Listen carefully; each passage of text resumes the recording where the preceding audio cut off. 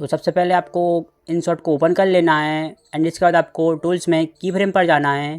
तो ये तो आपको पता ही होगा कि की फ्रेम क्या चीज़ है। इससे आप बड़े से बड़े एनिमेशन बना सकते हो, जूम इन जूम आउट और भी कई तरह के एनिमेशन बना सकते हो। तो अब मैं आपको की फ्रेम का यूज़ करके दिखाता हूँ। तो सबसे पहले आपको टूल्स बार में जाना है और यहाँ पे आपको PIP नाम का एक टूल दिखेगा, उस पर क्लिक कर देना है। क्योंकि हम InShot के लोगों पर की फ्रेम करेंगे इसलिए मैं ओवरले मतलब PIP टूल्स पर क्लिक करूँगा। उम्मीद करता हूँ आपको समझ आ गया होगा। जैसे ही हम क्लिक करेंगे तो हमें कुछ इस तरह का इंटरफेस दिखाई देगा। तो यहाँ से आपको आपके लोगो को सिलेक्ट कर लेना है एंड डन पर क्लिक कर देना है। फिर आप जैसे ही InShot के लोगो पर क्लिक करोगे तो आपको की फ्रेम का ऑप्शन दिख जाएगा। तो हमें स्टार्टिंग में एक की फ्रेम लगाना है और कुछ इतना नीचे कर देना है एंड फिर वापस सेम पोजीशन पे लाकर रख देना है। जैसे ही आप सेम पोजीशन में लाकर रखोगे तो आपका ऑटोमेटिकली लास्ट में एक की फ्रेम लग जाएगा।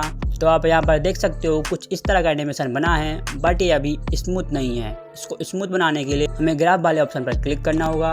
तो ग्राफ अप्लाई करने के लिए आपको टूल्स बार में जाना है और यहाँ पे आपको ईज नाम का एक टूल्स दिखेगा, उस पर क्लिक करना है। जैसे ही आप उस पर क्लिक करोगे तो यहाँ पे आपको बहुत सारे ग्राफ देखने को मिलेंगे। तो हमें सेकंड वाले ग्राफ पर क्लिक करना है।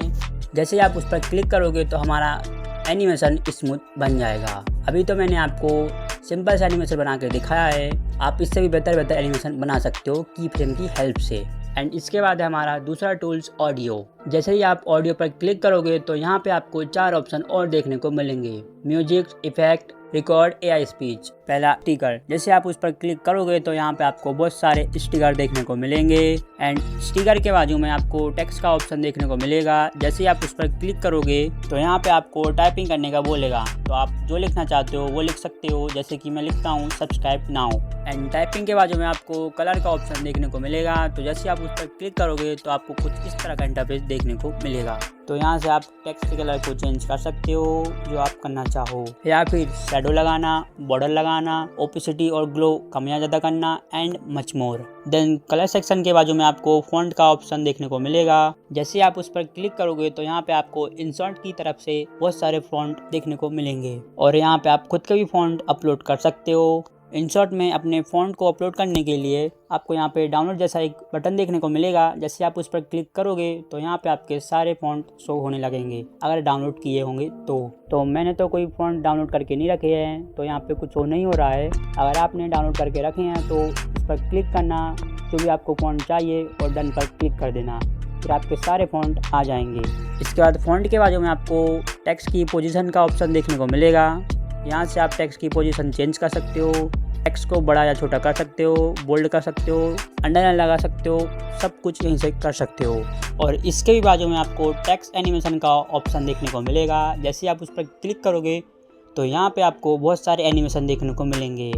आपको जो भी पसंद आए आप वो यहाँ से सिलेक्ट कर लेना और डन पर क्लिक कर देना। एंड एनिमेशन के बाद हमारा दूसरा टूल है इफेक्ट। जैसे आप इफेक्ट पर क्लिक करोगे तो यहाँ पे आपको 4 ऑप्शन देखने को मिलेंगे, effect, AI effect, filter, adjustment. सबसे पहले इफेक्ट, जैसे आप उस पर क्लिक करोगे तो यहाँ पे आपको बहुत सारे इफेक्ट देखने को मिलेंगे, shake, zoom in, glide and much more. Then effect के बाजू में आपको AI इफेक्ट का ऑप्शन देखने को मिलेगा। जैसे आप उस पर क्लिक करोगे तो यहाँ पे आपको बहुत सारे बॉडी इफेक्ट देखने को मिलेंगे। अगर आप कैरेक्टर में ग्लो लगाना चाहते हो या कैरेक्टर के बैकग्राउंड को ब्लर करना चाहते हो या कोई भी बॉडी का इफेक्ट यूज़ करना चाहते हो तो आप इस AI इफेक्ट को यूज़ कर सकते हो। यहाँ पे आपको सारे बॉडी इफेक्ट देखने को मिलेंगे। एंड AI इफेक्ट के बाजू में आपको फ़िल्टर का ऑप्शन देखने को मिलेगा। जैसे आप उस पर क्लिक करोगे तो यहाँ पे आपको InShot की तरफ से कुछ फ़िल्टर देखने को मिलेंगे। अगर आप यूज़ करना चाहो तो यहाँ से यूज़ कर सकते हो।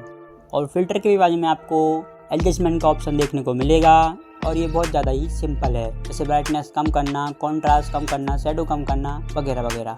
एंड इसके बाद हमारा नेक्स्ट टूल है एनिमेशन। जैसे ही आप एनिमेशन पर क्लिक करोगे तो यहाँ पे आपको बहुत सारे एनिमेशन देखने को मिलेंगे और यहाँ पे आपको 4 ऑप्शन भी देखने को मिलेंगे, जैसे इन, आउट, कॉम्बो, लूप। तो इनका मतलब है एनिमेशन को स्टार्टिंग में लगाना और आउट का मतलब है एनिमेशन को एंडिंग में लगाना और कॉम्बो का मतलब है पूरी क्लिप में एनिमेशन लगाना।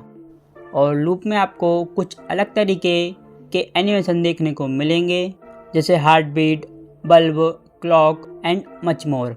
तो आपको इन चारों में से जो भी एनिमेशन लगाना है यहाँ से आप डिसाइड कर सकते हो। एंड इसके बाद हमारा दूसरा टूल है मार्क्स। इस टूल का यूज़ वीडियो एडिटिंग में बहुत ज़्यादा यूज़ होता है, जैसे किसी चीज़ पर फोकस करना या अपनी खुद की क्रिएटिविटी से ट्रांजेक्शन भी बना सकते हो। और भी कई तरीके हैं, पर अगर मैं इस वीडियो में बताने लग गया तो वीडियो बहुत लंबी बन जाएगी, तो इसलिए अभी हम इसका यूज़ करना सीखेंगे। अब जैसे ही आप मार्क्स टूल पर क्लिक करोगे तो यहाँ पे आपको कई तरह के मार्क्स शेप देखने को मिलेंगे। तो आप जैसे ही किसी मार्क्स पर क्लिक करोगे तो आपको कुछ इस तरह का देखने को मिलेगा। जैसे आप इसको नीचे की तरफ खींचोगे तो आपका फेड इफेक्ट लग जाएगा। अब आप इसे जितना ही नीचे की तरफ खींचोगे आपका उतना ही फेड लगते जाएगा। तो ये था हमारा मार्क्स टूल। इसके बाद हमारा दूसरा टूल है कटआउट। इस टूल की हेल्प से आप किसी भी इमेज के बैकग्राउंड को रिमूव कर सकते हो और ग्रीन स्क्रीन वीडियो को भी रिमूव कर सकते हो। तो ये टूल मैं आपके ऊपर छोड़ता हूँ, इसका बड़ी आसानी से यूज़ कर सकते हो। तो इस वीडियो में हमने सारे इम्पोर्टेंट टूल को बारीकी से समझा है। आई होप आपको सारे इफ़ेक्ट का यूज़ करना अच्छे से आ गया होगा। अगर आपको नहीं आया तो आप वीडियो को एक बार और देख सकते हो, या आपको कोई भी दिक्कत आई होगी तो मुझे कमेंट बॉक्स में बता देना, मैं आपकी प्रॉब्लम को सॉल्व करूँगा। और अगर आपको ये वीडियो पसंद आई हो तो वीडियो को एक लाइक ज़रूर करें। तो अब मैं मिलता हूँ आपको नेक्स्ट वीडियो में, तब तक के लिए आप फर्स्ट एपिसोड को ज़रूर देखें।